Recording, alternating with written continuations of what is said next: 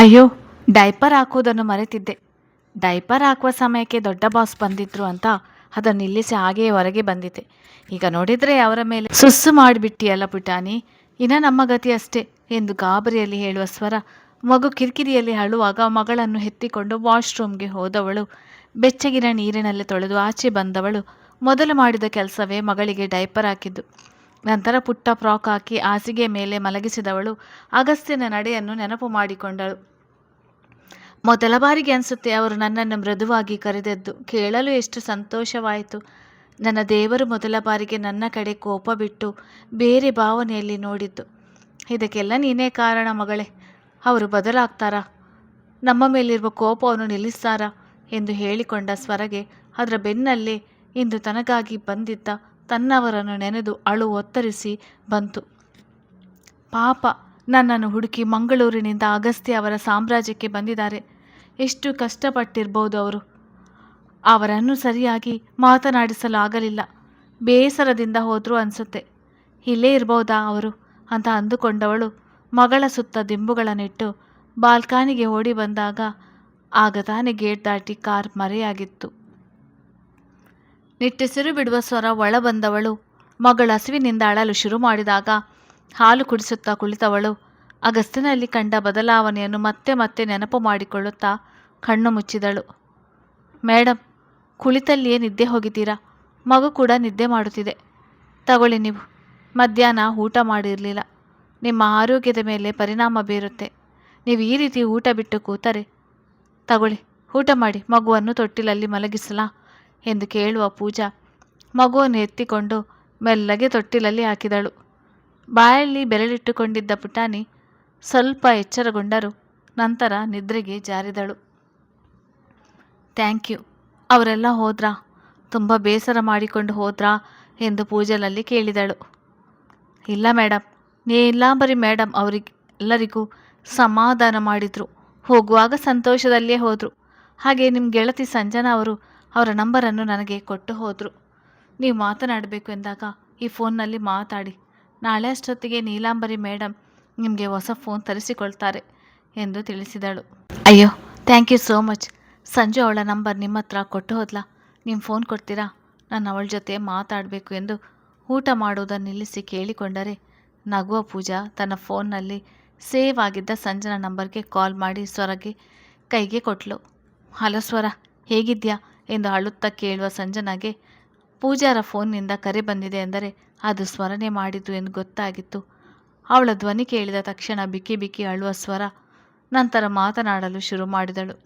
ನಾನು ಚೆನ್ನಾಗಿದ್ದೀನಿ. ತಾತ ಮತ್ತು ನೀಲಂ ಅಂಕಲ್ ತುಂಬ ಬೇಸರ ಮಾಡಿಕೊಂಡ್ರಾ? ನನಗೆ ಅಲ್ಲಿ ಒಂದು ಮಾತು ಕೂಡ ಆಡಲು ಆಗಲಿಲ್ಲ ಎಂದು ಅಳುತ್ತಲೇ ಕೇಳಿದಳು. ಇಲ್ಲ ಕಣೆ, ನಿನ್ನ ಮೇಲೆ ಎಂಥ ಬೇಸರ ನಮಗೆ. ಹೋಟೆಲ್ನಲ್ಲಿ ಊಟ ಮಾಡಲು ಬಂದಿದ್ದೇವೆ. ತಗೋ, ತಾತ ಕೂಡ ನಿನ್ನ ಜೊತೆ ಮಾತನಾಡಬೇಕಂತೆ ಎಂದು ನರಸಿಂಹಯ್ಯ ಹೆಗ್ಡೆ ಅವರ ಕೈಯಲ್ಲಿ ಕೊಟ್ಟಾಗ ಅವರ ಜೊತೆ ಮಾತನಾಡುವಳು. ಅವನಿಗೆ ಹೆದರಿಕೊಳ್ಬೇಡಮ್ಮ, ರಾಸ್ಕಲ್ ಅವನು. ಹೆಣ್ಣನ್ನು ರಾವಣನಂತೆ ಹೊತ್ತು ತಂದಿದ್ದಾನೆ. ಏನಾದರೂ ನಿಂಗೆ ತೊಂದರೆ ಮಾಡಿದರೆ ಹಿಂದು ಮುಂದು ನೋಡಬೇಡ, ಕೆನ್ನೆ ಮೇಲೆ ಹೊಡೆದು ಬಿಡು. ನಾನಿದ್ದೀನಿ. ನಿನಗೇನೇ ತೊಂದರೆಯಾದರೂ ನನ್ನ ನಂಬರ್ಗೆ ಕಾಲ್ ಮಾಡು. ಹಾಗೆ ನನ್ನ ಮಗಳು ಕೂಡ ತುಂಬ ಒಳ್ಳೆಯವಳು, ನಿನ್ನ ಜೊತೆ ನಿಲ್ತಾಳೆ. ಅವಳ ಹತ್ತಿರ ಎಲ್ಲ ಹೇಳಿಕೊ. ಒಬ್ಬಂಟಿ ಅಂತ ಅಂದ್ಕೋಬೇಡ. ಆ ರಾಕ್ಷಸನ ವೀಕ್ನೆಸ್ ತಿಳಿದುಕೊಂಡು ಚೆನ್ನಾಗಿ ಆಟವಾಡಿಸು ಎಂದು ತಿಳಿಸಿದರು. ಅಯ್ಯೋ ಇಲ್ಲ ತಾತ, ಅವರ ಬಗ್ಗೆ ಹಾಗೆಲ್ಲ ಹೇಳಬೇಡಿ. ಅವರು ನನ್ನ ಪಾಲಿನ ದೇವರು ಎಂದು ಭಾವುಕಳಾಗಿ ಹೇಳಿದರೆ ಅತ್ತ ಕಡೆ ಫೋನ್ನಲ್ಲಿ ಮಾತನಾಡುತ್ತಿದ್ದ ನರಸಿಂಹ ಹೆಗ್ಡೆಯವರು ಹೆಮ್ಮೆಯಲ್ಲಿ ಮೀಸೆ ತಿರುವಿದರು. ಒಳ್ಳೆಯದಾಗಲಿ ಮಗಳೇ, ಚೆನ್ನಾಗಿರು ಎಂದು ಹೇಳಿ ಕಾಲ್ ಕಟ್ ಮಾಡಿದರು. Thank you so much. ನಿಮ್ಮ ಋಣ ಹೇಗೆ ತಿಳಿಸಬೇಕು ಅಂತ ಗೊತ್ತಿಲ್ಲ. ದೊಡ್ಡ ಸಹಾಯ ಮಾಡಿದ್ರಿ ಎಂದು ಸ್ವರ ಪೂಜಾಗೆ ಕೈ ಮುಗಿಯುತ್ತಾ ಹೇಳಿದರೆ ಇಂಥ ಮುಗ್ಧಳನ್ನು ಮೊದಲ ಬಾರಿಗೆ ನೋಡುತ್ತಿರುವ ಪೂಜಾ ಮೂಕ ವಿಸ್ಮಿತಳಾಗಿ ಸ್ವರಳ ಕೆನ್ನೆಯನ್ನು ತಟ್ಟಿ ಅಲ್ಲಿಂದ ಹೋಗೋಳು. ಶೆಟ್, ನನ್ನ ಮೇಲೇ ಸುಸ್ಸು ಮಾಡಿತು ಆ ಗುಬ್ಬಿಮರಿ ಎಂದು ಗೊಣಗಿಕೊಳ್ಳುತ್ತಾ ಲಿಫ್ಟ್ ಮೂಲಕ ತನ್ನ ರೂಮ್ ತಲುಪಿದ ಅಗಸ್ತ್ಯ ವಾಶ್ರೂಮ್ನಲ್ಲಿ ಸೇರಿದವನು. ಬರೋಬ್ಬರಿ ಅರ್ಧ ಗಂಟೆಯ ತನಕ ಸ್ನಾನ ಮಾಡಿದವನು. ಆ ಬ್ಲೇಸರನ್ನು ಎಸೆಯಲು ಹೋದವನು ತನಗೆ ಗೊತ್ತಿಲ್ಲದಂತೆ ಅದನ್ನು ನೀಟಾಗಿ ಮಡಚಿಟ್ಟು ಪೂರ್ತಿ ಖಾಲಿಯಾಗಿರುವ ಕಬೋರ್ಡ್ ಒಳಗೆ ಅದನ್ನು ಇಟ್ಟವನು ಹಾಸಿಗೆ ಮೇಲೆ ಬಿದ್ದುಕೊಂಡ. ಅವ ಹೆಚ್ಚಾಗಿ ಇಷ್ಟಪಡೋದು ಅವನ ತಾಯಿ, ಆಫೀಸ್ ಡೆವಿಲ್ ಟೀಮ್ ಹಾಗೂ ಅವನ ಬೆಡ್ರೂಮ್.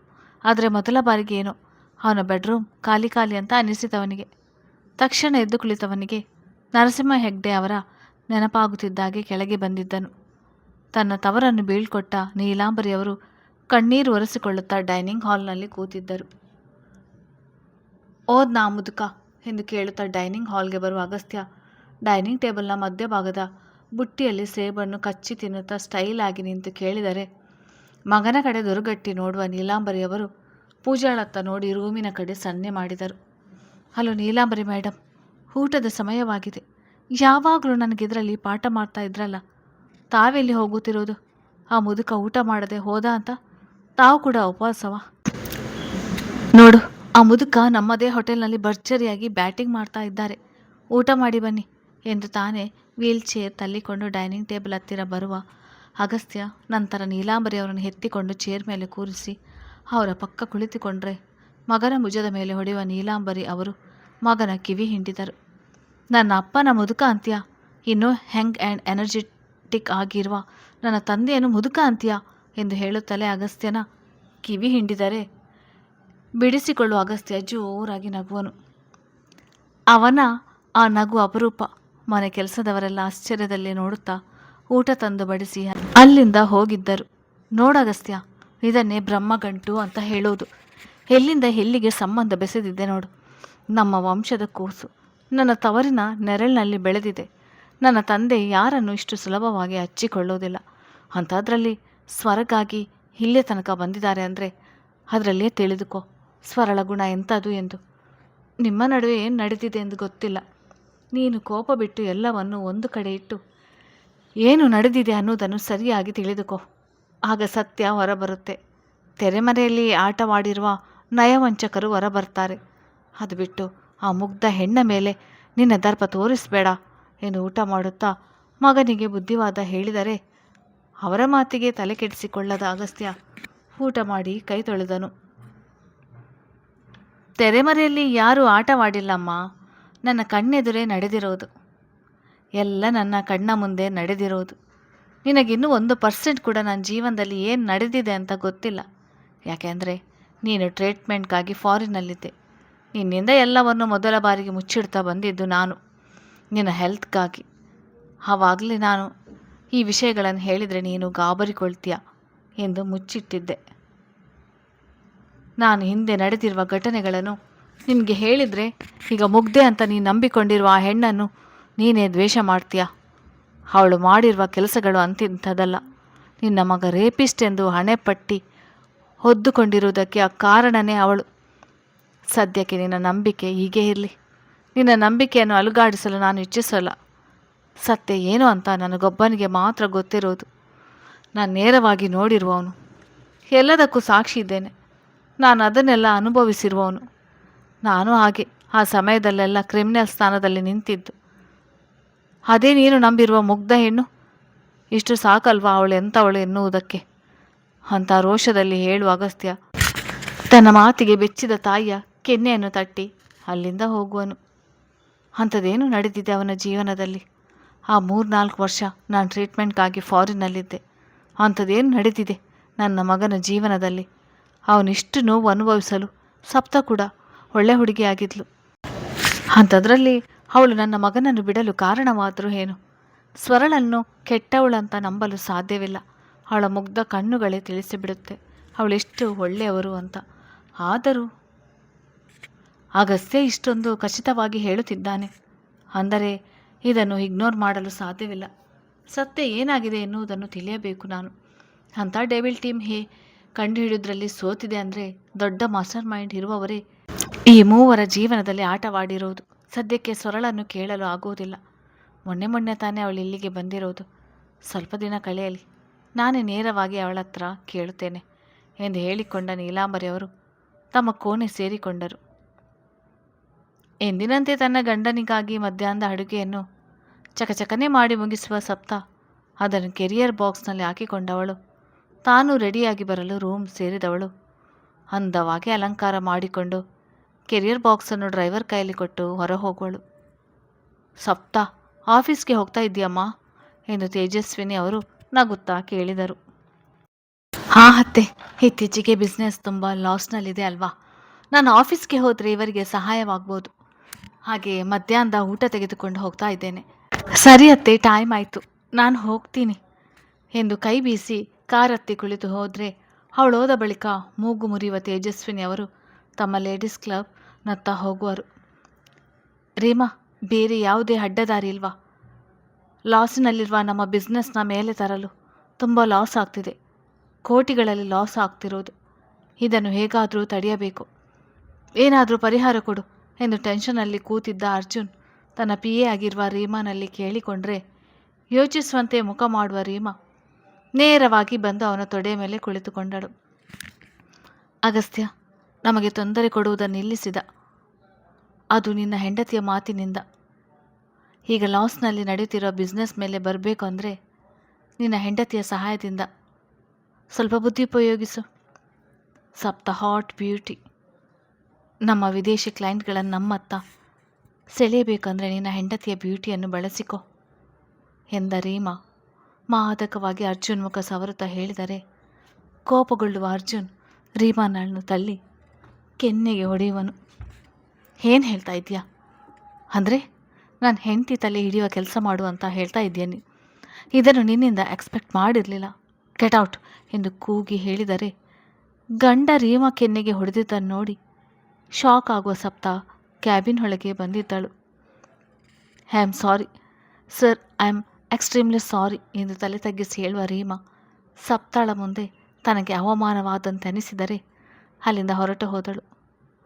ತನ್ನ ಮುಂದೆ ಯಾವಾಗಲೂ ಮೆರೆಯುವ ರೀಮಾ ತಲೆ ತಗ್ಗಿಸಿ ಹೋಗಿದ್ದಕ್ಕೆ ಖುಷಿಗೊಳ್ಳುವ ಸಪ್ತ ಏನೂ ಗೊತ್ತಿಲ್ಲದಂತೆ ಟೇಬಲ್ ಮೇಲೆ ಕ್ಯಾರಿಯರ್ ಇಟ್ಟವಳು ಅರ್ಜುನ್ ಕೋಪವನ್ನು ತಣಿಸುವಂತೆ ಅವನ ತುಟಿಯನ್ನು ಆವರಿಸಿದಳು.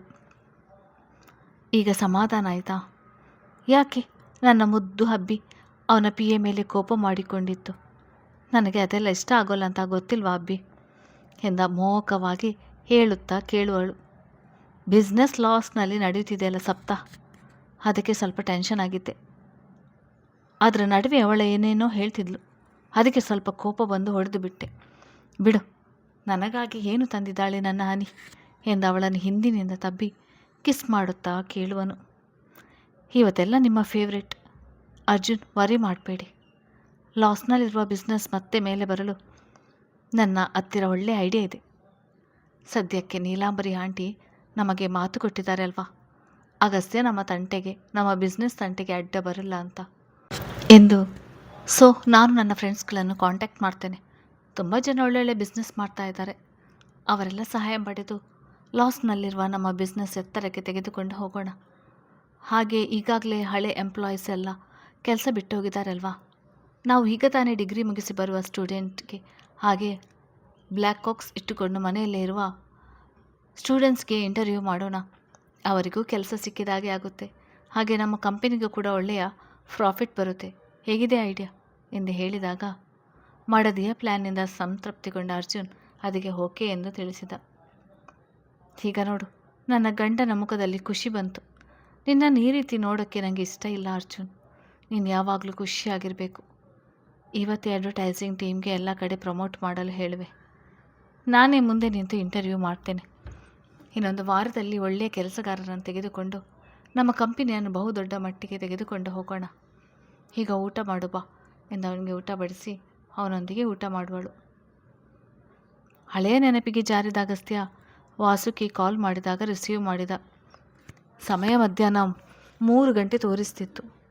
ಬಾಸ್, ಈಗ ಒಂದು ಮೀಟಿಂಗ್ ಇದೆ, ನೀವು ಬರ್ತೀನಿ ಅಂದರೆ ನಾನು 4 ಗಂಟೆ ಅಷ್ಟೊತ್ತಿಗೆ ಅರೇಂಜ್ ಮಾಡ್ತೀನಿ ಎಂದು ವಾಸುಕಿ ಹೇಳಿದಾಗ ಸರಿ ಎಂದು ಒಪ್ಪಿಗೆ ಸೂಚಿಸಿದ ಅಗಸ್ತ್ಯ ತನ್ನ ಕೋಣೆಗೆ ಹೋದವನು ಮತ್ತೊಮ್ಮೆ ರೆಡಿಯಾಗಿ ಆಫೀಸ್ಗೆ ಹೊರಟಿದ್ದ. ಅಂದು ರಾತ್ರಿ 11ರ ತನಕ ಆಫೀಸ್ನಲ್ಲೇ ಇದ್ದವನು ನೀಲಾಂಬರಿ ಅವರು ಕಾಲ್ ಮಾಡಿ ಬೈದಾಗ ಮನೆ ಕಡೆ ಬರುವನು. ಅವನು ಮನೆಗೆ ಬರುವಷ್ಟರಲ್ಲಿ 11:30 ಆಗಿತ್ತು. ನೀಲಾಂಬರಿಯವರು ಮಗನಿಗಾಗಿ ಕಾಯುತ್ತಲೇ ಊಟ ಮಾಡದೇ ಇದ್ದವರು ಕೊನೆಗೆ ಪೂಜೆಲ ಬಳವಂತ ಹೆಚ್ಚಿದಾಗ ಊಟ ಮಾಡಿ ಟ್ಯಾಬ್ಲೆಟ್ಸ್ ತೆಗೆದುಕೊಂಡಿದ್ದರು. ಮಗನಿಗಾಗಿ 11 ಗಂಟೆಯ ತನಕ ಕಾದವರು ನಂತರ ಮಗ ಬರುತ್ತಾನೆ ಎಂದು ತಿಳಿದು ಮಾತ್ರೆಯ ಪ್ರಭಾವಕ್ಕೆ ನಿದ್ರೆಗೆ ಜಾರಿದರು. ಅವನು ಬಂದಾಗ ಬಾಗಿಲು ತೆಗೆದ ಮನೆ ಕೆಲಸದವರು ಅವನಿಗೆ ಒಳಗೆ ಬರಲು ಜಾಗ ಕೊಟ್ಟರು. ಮಾವು ಮಲಗಿದ್ರಾ ಇಲ್ಲ ಹಠ ಮಾಡ್ತಾ ಇದ್ರಾ ಎಂದು ಕೇಳುತ್ತಾ ಕೋಟ್ ಬಿಚ್ಚಿಡುವನು. ಈಗ ಸ್ವಲ್ಪ ಹೊತ್ತಿನ ಮುಂಚೆ ಮಲಗಿದ್ರು ಸರ್, ಅಡುಗೆ ಬಿಸಿ ಮಾಡಿ ಇಟ್ಟಿದ್ದೀನಿ, ನೀವು ಫ್ರೆಶ್ ಅಪ್ ಆಗಿ ಬಂದರೆ ಬಡಿಸ್ತೇವೆ ಎಂದು ಹೇಳಿದಾಗ ಸರಿ ಎಂದು ತಲೆ ಆಡಿಸಿದವನು ಫ್ರೆಶ್ ಅಪ್ ಆಗಿ ಬಂದು ತಾಯಿಯ ಕೋಣೆಗೆ ಹೋಗಿ ಅವರು ಮಲಗಿರುವುದನ್ನು ಗಮನಿಸಿ ಡೈನಿಂಗ್ ಹಾಲಿಗೆ ಬಂದವನು ಮಧ್ಯರಾತ್ರಿ ಅಷ್ಟೊತ್ತಿಗೆ ಊಟ ಮುಗಿಸಿದ. ನೀವೆಲ್ಲ ಕ್ವಾರ್ಟರ್ಸ್ಗೆ ಹೋಗಿ ಎಂದು ತಿಳಿಸಿದವನು ಲಿಫ್ಟ್ ಮೂಲಕ ತನ್ನ ಕೋಣೆ ತಲುಪಿದನು. ಪುನಃ ಲಿಫ್ಟ್ ಮೂಲಕ ಮೊದಲ ಫ್ಲೋರಿಗೆ ಬಂದು ಎಂದಿನಂತೆ 2 ದಿನದಲ್ಲಿ ಅಭ್ಯಾಸವಾಗಿರುವ ಕೋಣೆಯ ಮುಂದೆ ನಿಂತವನು ಲಾಕ್ ಆಗಿರುವ ಬಾಗಿಲು ನೋಡಿ ಕೋಪದಲ್ಲಿ ಮುಷ್ಟಿ ಕಟ್ಟಿದವನು. ನಂತರ ತನ್ನ ಫಿಂಗರ್ ಪ್ರಿಂಟ್ ಉಪಯೋಗಿಸಿ ಕೋಣೆಯ ಒಳಗೆ ಬಂದಿದ್ದ. ಇಂದು ಬೇಗನೆ ಊಟ ಮುಗಿಸಿದ ಸ್ವರ ಈಗ ಪೂರ್ತಿಯಾಗಿ ಚೇತರಿಸಿಕೊಂಡಿದ್ದ ಮಗುವಿನೊಂದಿಗೆ ಹನ್ನೊಂದರ ತನಕ ಆಟವಾಡಿದವಳು ಮಗಳಿಗೆ ಹೊಟ್ಟೆ ತುಂಬಿಸಿ ಮಗಳನ್ನು ಮಲಗಿಸಿ ಆಗ ತಾನೇ ನಿದ್ರೆಗೆ ಜಾರಿದಳು. ಲೈಟ್ ಆಫ್ ಮಾಡಿದ್ದರೂ ಮಂದ ಬೆಳಕಿನಲ್ಲಿ ಸ್ವರ ಹಾಗೂ ಮಗು ಮಲಗಿರುವುದು ಕಾಣಿಸ್ತದೆ ಅವನಿಗೆ. ಹತ್ತಿರಕ್ಕೆ ಬಂದವನು ಬಾಯಲ್ಲಿ ಬೆರಳಿಟ್ಟುಕೊಂಡು ಮುದ್ದಾಗಿ ಮಲಗಿರುವ ಮಗುವಿನ ಕಡೆ ನೋಡಿ ಕಿರಿಕಿರಿಯಲ್ಲಿ ಮುಖ ಮಾಡಿದವನು ಮೆಲ್ಲಗೆ ಹಾಸಿಗೆ ಮೇಲೆ ಯೋಚಿಸುತ್ತಲೇ 10 ನಿಮಿಷ ಮಾಡಿ ಕುಳಿತವನು ಪುಟ್ಟ ಬಾಯಲ್ಲಿಟ್ಟಿದ್ದ ಕೈಯನ್ನು ಮೃದುವಾಗಿ ಮುಟ್ಟಿದವನು ಬಾಯಿಂದ ಬೆರಳನ್ನು ದೂರ ಮಾಡಿ ಈಗ ಮಗು ಕಡೆ ನೋಡಿದರೆ ತುಟಿ ಹುಬ್ಬಿಸಿದ ಮಗು ಅವನ ಕಡೆ ಮಗ್ಗುಲು ಹಾಕಿ ಮಲಗಿಸಿತು. ಮಗಳ ಒದ್ದಾಟ ನಿದ್ದೆ ಕಣ್ಣಿನಲ್ಲಿ ಗಮನಿಸಿದ ಸ್ವರ ಮಗುವಿಗಾಗಿ ತಡಕಾಡಿ ಅಗಸ್ತ್ಯನ ಕಡೆ ಮಗ್ಗುಲು ಹಾಕಿ ಮಲಗಿದ್ದ ಮಗಳನ್ನು ನಿದ್ರೆ ಕಣ್ಣಿನಲ್ಲಿಯೇ ಸರಿಯಾಗಿ ಮಲಗಿಸಿ ಬೆಡ್ಶೀಟ್ ಹೊದಿಸಿದಳು. ತಕ್ಷಣ ಸ್ವರ ಕಡೆ ಕೋಪದಲ್ಲಿ ನೋಡಿದ ಅಗಸ್ತ್ಯ ಕೋಪದಲ್ಲಿ ಕಟಕಟನೆ ಹಲ್ಲು ಮಸೆದು ಗುಬ್ಬಿ ಮರಿಯಂತೆ ಮಲಗಿರುವ ಮಗಳನ್ನು ನೋಡಿ ಮೆಲ್ಲಗೆ ಆ ದುಂಡಾದ ಕೆನ್ನೆಗಳನ್ನು ಮುಟ್ಟಿ ನೋಡಿದ.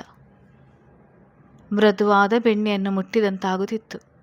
ಮತ್ತೊಮ್ಮೆ ಆ ಕೆನ್ನೆ ಮುಟ್ಟಿದವನು ಮಗಳ ಪುಟ್ಟ ಅಂಗೈನ ದಿಟ್ಟಿಸಿ ನೋಡಿ ಅತಿ ಮೃದುವಾಗಿ ಮುತ್ತಿಟ್ಟಿದ್ದ. ನಿದ್ರೆಯಲ್ಲೇ ಬೊಚ್ಚುಬಾಯಿ ಬಿಟ್ಟುಕೊಂಡು ನಗುವ ಮಗು ಅವನ ಕೈ ಬೆರಳನ್ನು ತನ್ನ ಪುಟ್ಟ ಅಂಗೈಯಲ್ಲಿ ಬಂಧಿಸಿತು. ಈಗ ಅಗಸ್ತ್ಯನ ಮುಖದಲ್ಲಿ ಮುದ್ದಾದ ಮುಗುಳ್ನಗೆ ಹಾದು ಹೋಯಿತು. ಪ್ರಿನ್ಸೆಸ್ ಎಂದು ನಿಧಾನವಾಗಿ ಉಸಿರಿದ ಅಗಸ್ತ್ಯ ಮಗಳ ಆನೆಗೆ ಇನ್ನೇನೋ ಮುತ್ತಿಡಬೇಕು. ಅಷ್ಟರಲ್ಲಿ ಎಚ್ಚರಗೊಂಡ ಸ್ವರ ಯಾರೋ ತಮ್ಮ ಹತ್ತಿರ ಇದ್ದಾರೆ ಅಂತ ಅನಿಸಿಕೆ ಮೂಡಿ ಪಟ್ಟನೆ ಲೈಟ್ ಆನ್ ಮಾಡಿದವಳು ಅಗಸ್ತ್ಯನನ್ನು ನೋಡಿ ಬೆಚ್ಚಿ ಕೂಗಿಕೊಳ್ಳಲು ಅಲ್ಲಿಂದನೇ ಅವಳ ಬಾಯಿಯನ್ನು ಮುಚ್ಚುವ ಅಗಸ್ತ್ಯ ಅವಳ ಕಡೆ ಕೋಪದಲ್ಲಿ ನೋಡುವನು. ತಲೆಯಲ್ಲಿ ಲದ್ದೆ ಇಟ್ಟಿದ್ಯಾ, ಯಾಕೆ ಡಿಸ್ಟರ್ಬ್ ಮಾಡಿದೆ ಎಂದು ಜೋರಾಗಿ ಗದರಿಬಿಟ್ಟ. ಎಂದು ಒದ್ದಾಡುವ ಸ್ವರ ಕಣ್ಣಲ್ಲೇ ಅವನ ಕೈಯತ್ತ ತೋರಿಸಲು ತಕ್ಷಣ ಕೈ ಬಿಟ್ಟ ಅಗಸ್ತ್ಯ ಟೇಬಲ್ ಮೇಲೆ ಟಿಶ್ಯೂ ಪೇಪರಿಂದ ತನ್ನ ಕೈ ಒರೆಸಿಕೊಂಡ. ಅದನ್ನು ನೋಡಿ ತಲೆ ತಗ್ಗಿಸುವ ಸ್ವರ ಈಗ ಭಯದಲ್ಲಿ ಅವನ ಕಡೆ ನೋಡಿದಳು. ಸರ್, ನೀವು ಇಷ್ಟೊತ್ತಿಗೆ ಇಲ್ಲಿಗೆ ಬಂದಿದ್ದೀರಾ? ಓ ಗ್ರೇಟ್, ಇದು ನಿಮ್ಮ ಅಂತಃಪುರನ ಮೇಡಮ್, ಗೊತ್ತೇ ಇರಲಿಲ್ಲ. ಸಾರಿ, ಡಿಸ್ಟರ್ಬ್ ಮಾಡಿದೆ ಅನಿಸುತ್ತೆ. ಇನ್ಮೇಲಿಂದ ಪರ್ಮಿಷನ್ ಪಡೆದೇ ಬರ್ತೀನಿ ಎಂದು ಹಲ್ಲು ಮಸೆಯುತ್ತಾ ಹೇಳುವ ಅಗಸ್ತ್ಯ ಮಗುವಿನ ಬದಿಯಿಂದ ಎದ್ದು ನಿಂತು ಅವಳು ಮಲಗಿರುವ ಮತ್ತೊಂದು ಕಡೆ ಬರುತ್ತಿದ್ದ. ಸರ್, ಹಾಗೆಲ್ಲ ಹೇಳಬೇಡಿ, ಇದು ನಿಮ್ಮನೆ. ಆದರೆ ಇಷ್ಟೊತ್ತಲ್ಲಿ ಬಂದಿದ್ದೀರಾ ಅಂದರೆ ನಮ್ಮನ್ನು ಸಾಯಿಸಲು ಬಂದಿದ್ದೀರಾ? ಮಗು ಹತ್ತಿರ ಬೇರೆ ಇದ್ರಿ, ಮಗುನ ದಿಂಬಕ್ಕೆ ಸಾಯಿಸ್ತಿದ್ರಾ ಅಂತ ಅಳುತ್ತಾ ಗಾಬರಿಯಲ್ಲಿ ಪ್ರಶ್ನಿಸಿದಳು. ಯು ಈಡಿಯಟ್ ಎಂದು ಬೈಯುತ್ತಾ ಬರುವ ಅಗಸ್ತ್ಯ ಟಾಯ್ಸ್ ಮೇಲೆ ಕಾಲಿಟ್ಟು ಜಾರಿ ಸ್ವರಳತ್ತ ಬರಲು ಗಾಬರಿಗೊಂಡ ಸ್ವರ ಎಲ್ಲಿ ಮಗು ಮೇಲೆ ಬೀಳುವನೋ ಎನ್ನುವ ಆತಂಕದಲ್ಲಿ ಅವನನ್ನು ಪಕ್ಕಕ್ಕೆ ತಳ್ಳಿದರೆ ಆಧಾರಕ್ಕಾಗಿ ಅವಳ ಬೆಳ್ಳಗಿನ ನಡುವನ್ನು ಬಳಸಿ ಹಿಡಿದ ಅಗಸ್ತ್ಯ ಅವಳ ಜೊತೆಯೇ ನೆಲದ ಮೇಲೆ ಬಿದ್ದಿದ್ದ. ನೆಲದ ಮೇಲೆ ಸ್ವರಳ ಮೇಲೆ ಅಜಾನುಬಾಹು ಅಗಸ್ತ್ಯ ಅವಳ ತಲೆ ನೆಲಕ್ಕೆ ಬಡಿಯಬಾರದೆಂದು ಅವಳ ತಲೆಯ ಹಿಂದೆ ತನ್ನ ಕೈ ಇಟ್ಟಿದ್ದ. ಮತ್ತೊಂದು ಕೈಯನ್ನು ಅವಳ ನಡುವಿನ ಸುತ್ತ ಹಾಕಿದ್ದ. ತನ್ನ ಮೇಲೆ ಬಿದ್ದ ಅಜಾನುಬಾಹುವಿನ ದೇಹದ ಭಾರಕ್ಕೆ ನಲುಗಿದ ಸ್ವರ ಉಸಿರಾಡಲು ಕಷ್ಟಪಡುತ್ತಿದ್ದಳು. ಅಗಸ್ತ್ಯನ ಎದೆ ಎತ್ತರಕ್ಕೆ ಬರುವ ಸ್ವರ ಅವನ ನಗ್ನ ಎದೆಗೂಡಲ್ಲಿ ಉಸಿರಾಡಲು ಕಷ್ಟಪಡುತ್ತಿದ್ದಳು. ಊಟ ಮುಗಿಸಿ ರೂಮ್ ತಲುಪಿದ ಅಗಸ್ತ್ಯ ಮಲಗಲು ತನ್ನ ಶರ್ಟ್ ಬಿಚ್ಚಿಟ್ಟಿದ್ದ. ನಂತರ ಅದೇ ವೇಷದಲ್ಲಿ ಸ್ವರ ಉಳಿದುಕೊಂಡಿರುವ ರೂಮ್ಗೆ ಬಂದಿದ್ದು. ಇಷ್ಟೇ ಬೇಡವೆಂದರೂ ಕೂಡ ಸ್ವರಳ ನಡುಗುವ ತುಟಿ ಅಗಸ್ತ್ಯನ ನಗ್ನ ಎದೆಯನ್ನು ಸೋಕುತ್ತಿತ್ತು.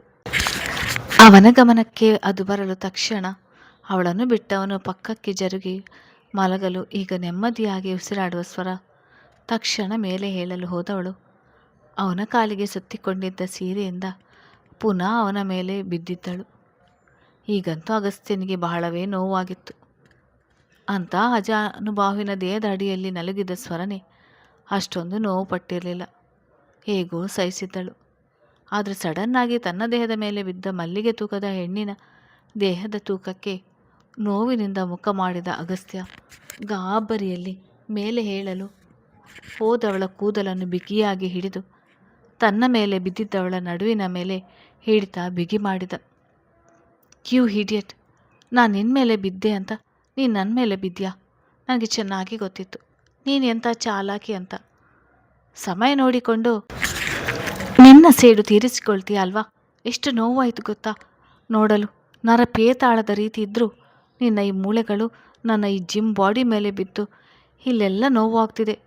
ನನ್ನ ಮೇಲೆ ರಿವೆಂಜ್ ತೀರಿಸಿಕೊಳ್ತಿದ್ಯಾ ಎಂದು ಕೋಪದಲ್ಲಿ ಹೇಳಿದವನು ಅವಳ ಜೊತೆಯೇ ಹುರುಳಿ ಅವಳನ್ನು ಕೆಳಗೆ ಮಲಗಿಸಿದರೆ ಎನಿಯನ ನಗ್ನ ದೇಹದ ಮೈಶಾಕಕ್ಕೆ ಕ್ಷಣ ಕ್ಷಣಕ್ಕೂ ಕರಗುತ್ತಿದ್ದ ಸ್ವರ ನಾಚಿಕೆಯಲ್ಲಿ ಅವನತ್ತ ನೋಡದೆ ಪಕ್ಕಕ್ಕೆ ತಲೆ ಹಾಕಲು ಅವಳ ಕೆನ್ನೆಯನ್ನು ತನ್ನತ್ತ ತಿರುಗಿಸಿಕೊಳ್ಳುವ ಅಗಸ್ತ್ಯ ನಂತರ ತಾನೇನು ಮಾಡುತ್ತಿರುವೆ ಅನ್ನುವುದರ ಅರಿವಾಗಿ ಮೇಲೆ ಏಳಲು ಹೋದವನು ಬೆನ್ನಿನ ಹತ್ತಿರ ಹಿಡಿದುಕೊಂಡಂತೆ ಅನಿಸಿ ನೋವಿನಿಂದ ಮಂಚಕ್ಕೆ ಹೊರಗೆ ಕುಳಿತನು.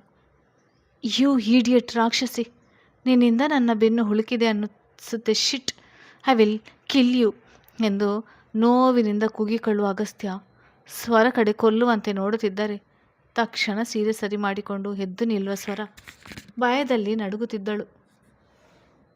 ಕತೆ ಮುಂದುವರಿಯುತ್ತದೆ. ಹಾಗೆ ನನ್ನ ಚಾನೆಲನ್ನು ಯಾರೆಲ್ಲ ಸಬ್ಸ್ಕ್ರೈಬ್ ಮಾಡಲಿಲ್ಲ ಅವರೆಲ್ಲ ದಯವಿಟ್ಟು ಪ್ಲೀಸ್ ಸಬ್ಸ್ಕ್ರೈಬ್ ಮಾಡಿ.